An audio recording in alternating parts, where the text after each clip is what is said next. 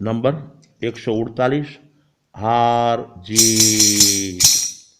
ગુરુદેવના શરણે આવી જીભને વશ હું થઈ ગયું।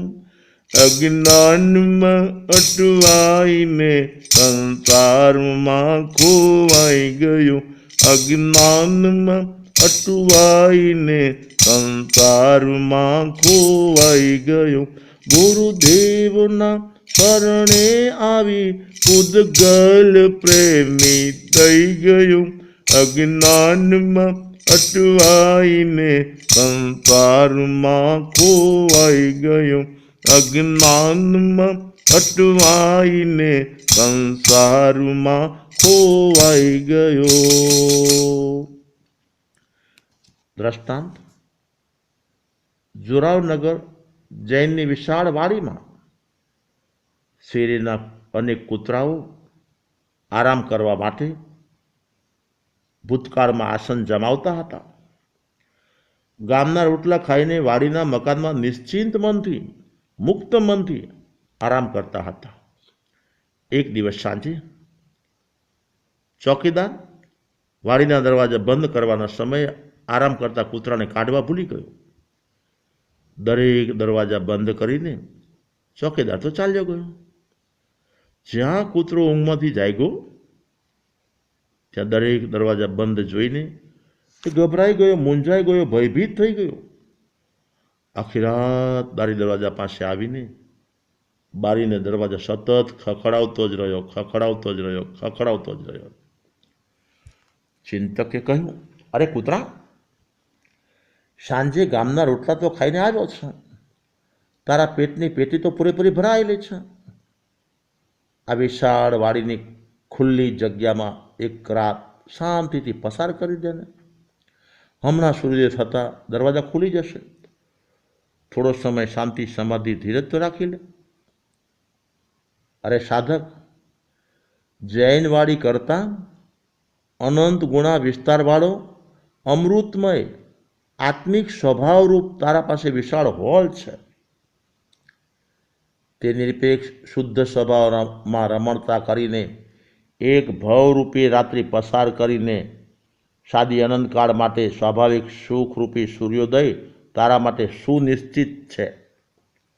અનંત જ્ઞાનીઓનો સંદેશ છે કે માનવ ભવમાં એકવાર ઇન્દ્રિય અને મનના વિષયરૂપી બારી દરવાજાઓ બંધ કરી આત્મિક સ્વભાવની મોજ આ ભવમાં માણી લે, જેથી સાદી અનંતકાળ આવ્યા બાદ સુખનો સૂર્ય તારા માટે ઉગી જશે। જ્ઞાનીઓનો આ ઉપદેશ સાંભળીને જે સાધક વિવિધ કારણોસર વિતરાગ માર્ગે આવી જાય છે, પરંતુ સંયમ સ્વીકાર્યા પછી જેના જીવનમાં સરળતા નથી, તન મનથી ગુરુદેવની સેવા નથી કે નથી આત્મિક અનુભવ, આવા જીવો પરિધાન કરેલ પરમાત્માની પછડીના બળે વિષય ગવેષક બની જતા હોય છે। જૈન વાડીમાં પુરાયેલ કૂતરા જેવી દશા આવા સંતોની થતી હોય છે।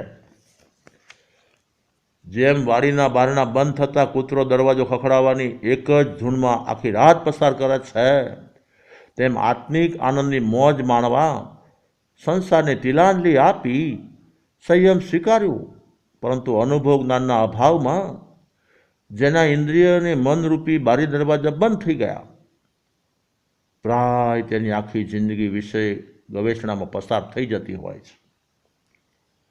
પરમાત્માના પંથે આવ્યા પછી નૂતન સાધકો વર્ષો સુધી ગમે તેટલા કડક આચારોનું પાલન કરે, પોતાની મનમાનીથી સમિતિ ગુપ્તિનું પાલન ભલે કરે, સારામાં સારી રીતે કરે, પરંતુ જેના જીવનમાં ગુરુ પ્રત્યેનો અહોભાવ, ભક્તિભાવ કે ગુરુ સેવાનો ભાવ જ નથી, એના લીધેલા નિયમો ગમે તે નિમિત્તે નંદવાયા વગર રહેતા નથી। ગુરુ સેવા વગર સ્વભાવ સેવક બની શકાતું નથી। ગુરુ સેવાનો અભાવ અને રસનાની વાસના જીવનની ઉપાસના ખતમ કરી નાખે છે। જીભ ઉપર જીત, જીવનમાં મળે જીત, જીભ સામે હાર, હરિના માર્ગમાં હાર. સાધકના શરીરમાં ઉત્તમોત્તમ અંગ હોય ને તો જીભ છે, અને કનિષ્ઠમાં કનિષ્ઠ અંગ હોય ને તો પણ જીભ જ છે. જીભ સારી પણ છે, જીભ ખારી પણ છે.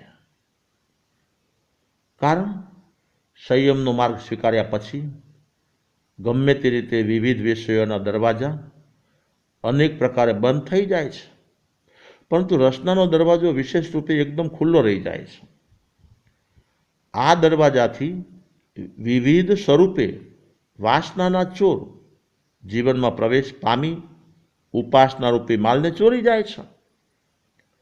રસનાની વાસનાનો પ્રેમી પૂતગલનો વિશેષ પ્રેમી બની જતા પરમાત્માના માર્ગથી પતન પામે છે.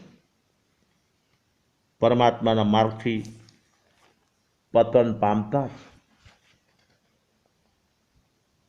સાધનામાં કદી રહી શકે નહીં. વિષયની પીડા સહી શકે નહીં. વિષયોની પીડા વિકૃતિ વધારે છે. ભગવંત ભક્તિ ભૂલાવે છે. મનના દર્દોને તથા તનના દર્દોને આવકારે છે. આત્મદ્રોહી, ગુરુદ્રોહી, સંપ્રદાયદ્રોહી અને શાસનદ્રોહી બનાવે છે. જીભની હારે હાર છે, જીભની જીતે જીત છે. બસ આજે આટલું જ. ધ્રાંગધ્રાંગ સંબંધ 2056 ચૈત્રવદી નોમ ગુરુવાર તારીખ 27/4/2000.